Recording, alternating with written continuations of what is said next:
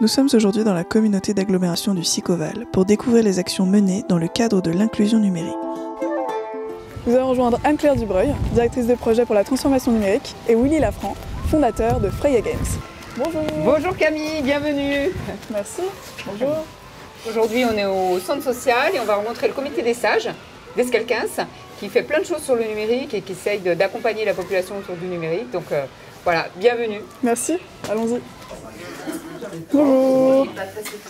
Alors le Conseil des sages, c'est un conseil qui fait partie de la démocratie participative, c'est-à-dire c'est un conseil qui est différent du conseil municipal évidemment et qui a pour charge de réfléchir à certains problèmes, des problèmes un peu généraux et des problèmes qui nécessitent du temps et de la maturation. Et puis donc actuellement nous réfléchissons à ce problème de l'informatique. Quand ça bug, quand ça ne marche pas, on ne sait pas d'où ça vient. Et puis tout a disparu et on ne sait même pas qu'est-ce qu'on a transmis comme données au serveur distant.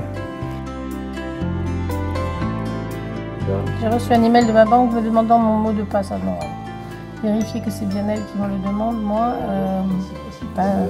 Face à ce genre de questions, j'ai envie de dire, je crois que je sais les détecter, mais j'en suis pas certain à 100%. Et ce jeu, il tourne sur différentes communes pour amener les gens à voir comment ils utilisent, comment ils réagissent, comment ils se positionnent par rapport à l'usage du numérique en fait. Donc il y a un ensemble de questions qui sont posées, c'est sous une forme ludique. C'est super pratique, belle immersion, bravo.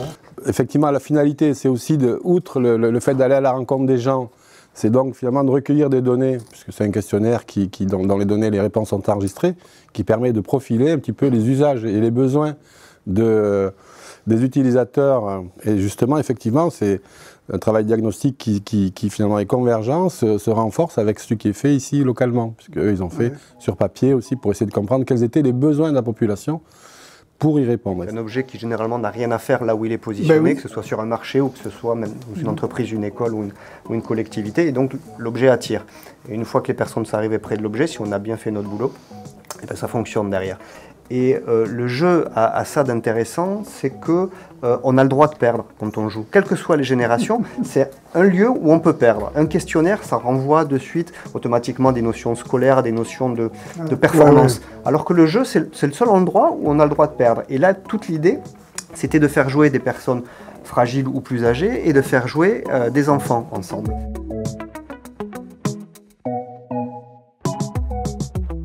Travailler bien sûr avec le Sicoval qui s'est saisi du sujet très tôt. Enfin, c'est une réelle volonté politique pour le territoire au travers de Jacoberti et de ses équipes. Nous, on a trouvé un partenaire qu'on n'espérait même pas, avec des gens vraiment impliqués, vraiment accessibles, qui avaient vraiment envie de faire bouger les lignes et qui ont dit go, allez, on y va. C'était un projet un peu fou. On va mettre des bornes d'arcade sur des marchés. On va faire des jeux qui réunissent des personnes un peu plus âgées, des plus jeunes. Ils ont dit oui de suite, on a co-construit ça avec eux, avec les médiateurs, et on en arrive aujourd'hui, ce que vous avez vu tout à l'heure, à quelque chose qui fonctionne. Il y a une magie et une alchimie qui fait que ça marche. Ici, c'est un territoire quand même qui a cette... évidemment, il est fragilisé aussi par l'évolution, mais il y a encore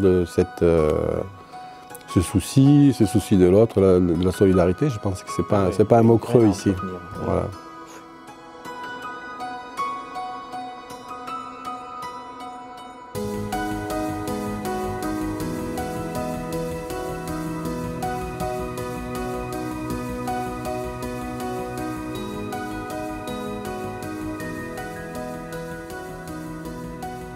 Du coup, quel a été le diagnostic qui a été fait sur ce territoire? Alors en fait, on s'est dit avant de lancer des actions, on va essayer de mieux cerner quel est le besoin de la population et d'aller au plus près. La difficulté qu'on a aujourd'hui, c'est que les personnes les plus éloignées du numérique, c'est-à-dire les personnes âgées et les personnes ménages modestes, c'est les baromètres récents du numérique qui montrent bien que c'est cette population-là qui est la plus éloignée. On a du mal à aller les toucher, à aller les faire venir sur des animations ou des activités que l'on mène sur le sujet. Et donc l'idée, ça a été vraiment d'aller au plus près de chez eux. Donc on a mené plusieurs actions. Une action avec une borne qui a été développée dans le cadre d'un projet avec une start-up. on mène en parallèle une autre action avec la Poste. Et là, on fait du porte-à-porte avec la Poste sur des publics également personnes âgées et ménages modestes. On a ciblé à travers des bases de données. Et donc ça permet d'aller au porte-à-porte, rencontrer les personnes. Si elles ne veulent pas être rencontrées, elles l'ont déjà dit avant. Et là, on passe le même questionnaire que celui de la borne et on récupère des données. Et ça nous permettra de voir aussi les appétences et les compétences. Donc on a eu cette approche un petit peu fine sur le territoire pour mieux comprendre quel était le besoin, pour après développer des actions qui soient en phase avec les besoins. Qu'est-ce que ça veut dire d'être un TANI ? Alors TANI, c'est Territoire d'Action Numérique Inclusif. C'est l'opportunité pour nous de pouvoir bénéficier de la notoriété d'être TANI et donc aussi de faire levier pour monter des actions avec nos partenaires. Je pense à l'État, je pense au département. En fait, comme on est un petit peu le focus cette année sur notre territoire, on sait qu'on peut aussi mobiliser plus facilement les acteurs, Pôle emploi, la CAF, parce qu'il se passe quelque chose sur notre territoire. Et on teste avec l'État plein d'outils, comme Aidant Connect, comme la Startup A+, Administration Plus, etc., pour faire du bêta-test, prototyper et améliorer les outils avec ceux qui sont les plus concernés, les usagers, les aidants, les publics, les professionnels, pour pouvoir après proposer des outils à l'échelle nationale qui soient les outils les plus faciles à adopter en fait. Donc là, on va au Sicoval. Donc là, on est au siège du Sicoval. Alors Sicoval, c'est quoi? C'est vrai, souvent on se dit, mais ça veut dire quoi? En fait, c'est une communauté d'agglomération, donc au sud-est de Toulouse. Et le co, c'est le faire ensemble. Donc c'est pour ça qu'on l'a bien identifié. C'est vraiment 36 communes qui font ensemble une politique au service du territoire. Donc voilà, Sicoval. D'accord.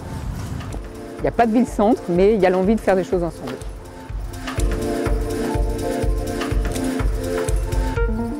Bonjour. Bonjour, bienvenue. Enchantée. Après, je vous en prie. Merci. Qu'est-ce que le label TANI veut dire pour vous? Alors, le label TANI, c'est avant tout mettre, j'allais dire, un acronyme sur une politique qui nous est chère, qui est celle de l'inclusion numérique.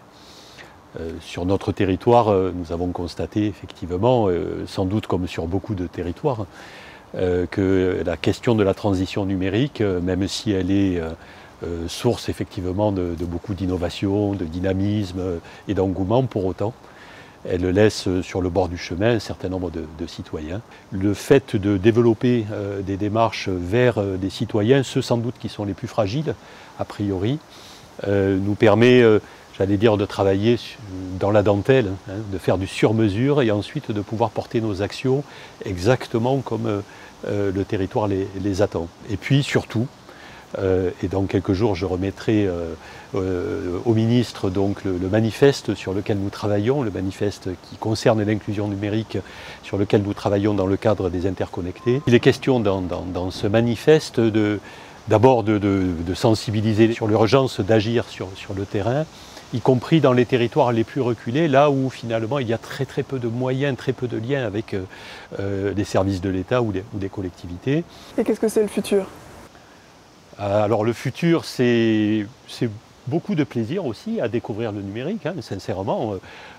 Justement, l'idée, c'est de ne pas regarder que la question finalement des laissés pour compte, mais aussi de regarder les aspects très positifs hein, du numérique, tout ce qui fait l'innovation, y compris pour des sujets comme le maintien à domicile, pour les plus jeunes, le fait de se préparer au monde de demain. Et donc c'est aussi amener finalement à prendre du plaisir, à rentrer pleinement dans cette transition numérique. Paradoxalement, alors que souvent on considère que l'outil numérique isole, on voit souvent les jeunes qui se replient sur leur smartphone. Eh bien, nous, on essaie de faire en sorte, finalement, de relever ce défi, faire en sorte que les gens se rencontrent, en parlent, sans doute rentrent un peu plus dans l'intime aussi, faire que l'outil numérique soit finalement un nouvel outil de lien social à proprement parler sur le territoire.